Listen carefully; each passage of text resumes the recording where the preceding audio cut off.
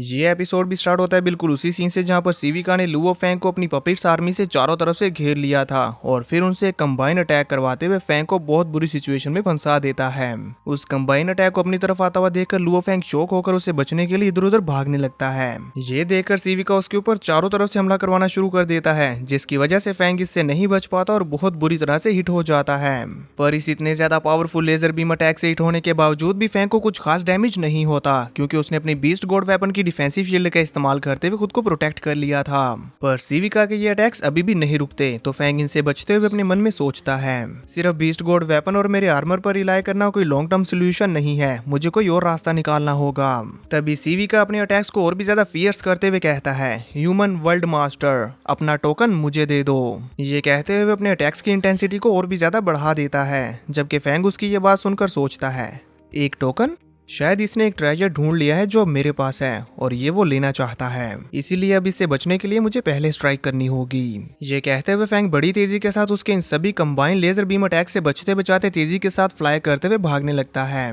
पर सीविका भी पीछे नहीं हटता, वो अपनी इस पूरी रोबोट्स की आर्मी से फैंग का पीछा करवाने लगता है। पर फैंग को तो ऐसा लग रहा था जैसे कि ये रिट्रीट कर रहे हो। पर थोड़ी देर में उसे रियलाइज हो जाता है कि असल में तो ये लोग उसे चारों तरफ से घेरे हुए हैं और अपने अंदर से बचकर नहीं निकलने जाने दे रहे, बल्कि उसके साथ मूव करते हुए उसे अपने साथ ट्रैप करके रख रहे हैं। इसीलिए फैंग भी कहता है कि इससे कोई फर्क नहीं पड़ता कि मैं कितना ही एस्केप करने का ट्राई कर लूं, ये लोग कंटिन्यूअसली मुझसे डिस्टेंस रखकर सर्कलिंग करते हुए मुझे ट्रैप करके रख रहे हैं। जब फैंग ये सोच रहा था तो तभी सीविका अपने अटैक्स को और भी ज्यादा बढ़ा देता है, जिसकी वजह से फैंग के लिए अब उनसे बच पाना और भी ज्यादा मुश्किल हो जाता है और वो कहता है, डैम इट, ये कितनी कावर्डली टैक्टिक्स यूज कर रहा है, साथ ही साथ ये मुझे उलझाए रख रहा है और डायरेक्ट फाइट करने का मौका भी नहीं दे रहा। ये सोचते हुए फैंग कंटिन्यूसली उसके हर एक हमले से बच रहा था। वहीं इधर सीविका फैंग को देखते हुए कहता है, इसने मेरे 20 कंबाइन एनर्जी वेव्स अटैक को बर्दाश्त कर लिया, जो कि हर एक मार्क्विस पीक लेवल के बराबर था। ये ह्यूमन वर्ल्ड मास्टर तो एक्स्ट्राऑर्डिनरी है,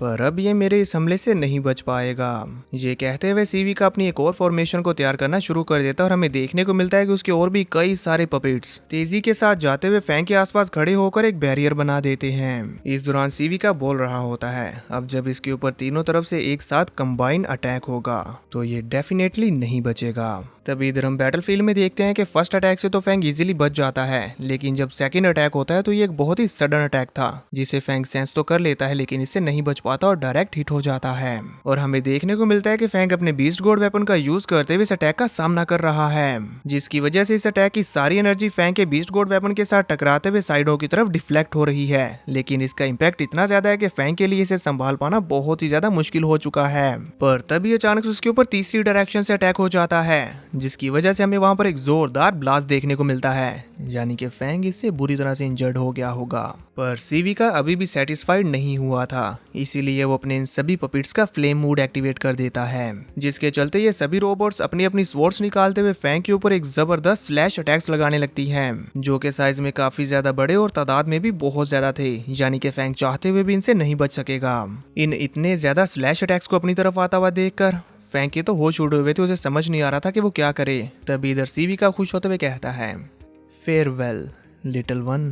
तभी हम फैंग को देखते हैं, इससे पहले कि वो स्ट्राइक्स उसके साथ टकरा पाती, फैंग फौरन से गुस्से में अपने गोल्डन हॉर्न बीस्ट को बाहर निकाल लेता है, जिसने वहां पर अपीयर होते साथ ही अपने क्योटिक विंग की एक स्ट्राइक से ही इन सारे के सारे स्प्लैश अटैक्स को डिस्ट्रॉय कर दिया था। जो करते साथ साथ फैंग गुस्से में कहता है, डैम यू मशीन रेस। हमें देखने को मिलता है कि फैंग की इस विंग की स्ट्राइक की चपेट में आने वाले सारे के सारे रोबोट पपेट्स बीच में से कटकर टुकड़े टुकड़े हो गए थे, और इसका इम्पैक्ट इतना ज्यादा था कि इसकी शॉक वेव से ही चारों तरफ के माउंटेन्स डिस्ट्रॉय हो जाते हैं। गोल्डन हॉर्न बीस्ट को देखकर सीविका भी शॉक होते हुए कहता है, द सिल्वर विंग किंग, इसके पास सिल्वर विंग किंग ऐसा गार्ड है, आखिर ये वर्ल्ड मास्टर एग्जैक्टली है कौन? जितने में वो ये सब कुछ सोच रहा था, इतने में तो फैंग के गोल्डन हॉर्न बीस्ट ने वहां पर तबाही मचा दी थी और इसकी फॉर्मेशन को डिस्ट्रॉय करना शुरू कर दिया था, जो देखकर ये और भी ज्यादा शॉक होते हुए जल्दी से अपने सारे के सारे रोबोट पपेट्स को वापस बुला लेता है। पर अब तक बहुत देर हो चुकी थी, क्योंकि इसने फैंग को बहुत गुस्सा दिला दिया। इसलिए जब वो देखता है कि ये सारे के सारे रोबोट पपेट्स पीछे हट रहे हैं तो कहता है, यहाँ से बचकर भागने की कोशिश कर रहे हो। ये कहते साथ ही वो तेजी के साथ वहां पर तबाही मचा देता है और सीविका की बनाई हुई सारी की सारी फॉर्मेशन को डिस्ट्रॉय करता जाता है है अपने क्योटिक विंग्स का इस्तेमाल करते हुए उसके रास्ते में जो भी रोबोट आ रहा था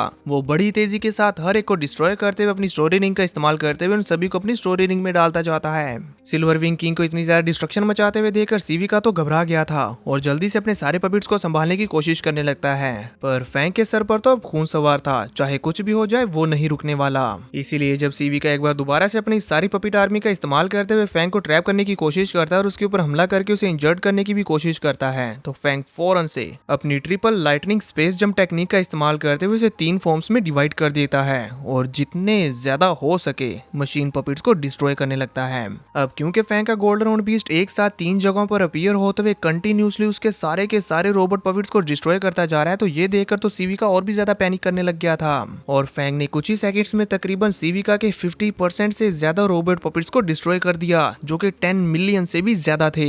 ये देखकर तो सीविका की सिट्टी बिट्टी गुल हो चुकी थी और साथ ही फैंग इन सभी डिस्ट्रॉय हुए रोबोट पपिट्स को भी अपनी स्टोरी रिंग में डालता जा रहा था, जिसकी वजह से सीविका को बहुत भारी लॉस हो रहा होता है। वो इस सिचुएशन को संभालने की बहुत कोशिश करता है, लेकिन ना संभाल पाने पर वो कहता है इम्पॉसिबल, ये सभी टॉप क्वालिटी एफ ग्रेड के मैकेनिकल पपिट्स हैं, ये इन्हें ऐसे कैसे डिस्ट्रॉय कर सकता है। उसके सिर्फ एक अटैक से मेरे 10s of thousands puppet destroy हो रहे हैं। ये सब कुछ देखते हुए सीविका के तो होश उड़े हुए होते हैं, जबकि इधर हम बबाता और टूका को देख पाते हैं जो कि इतनी तेजी के साथ अपनी स्टोरेज स्पेस में इतने सारे रोबोट पपिट्स को आते हुए देखकर बहुत खुश हो रही थी। और बबाता तो यहाँ पर बोल भी रही होती है एक्सीलेंट, इवन ये एक डैमेज पपिट भी दर्जन्स ऑफ हुन युआन्स की वर्थ रखता है, इससे तो हमें बहुत बड़ा प्रॉफिट हो रहा है। बबाता और टूका तो इन्हें देख देख कर बहुत ज्यादा खुश हो रही होती है, जबकि इधर सीविका गुस्से में आउट ऑफ कंट्रोल होते हुए अपने बचे कुचे पपिट्स को काउंट करते हुए कहता है ना सिर्फ तुमने मेरे टोकन को चुराया है बल्कि मेरे पपिट्स को भी डिस्ट्रॉय कर दिया।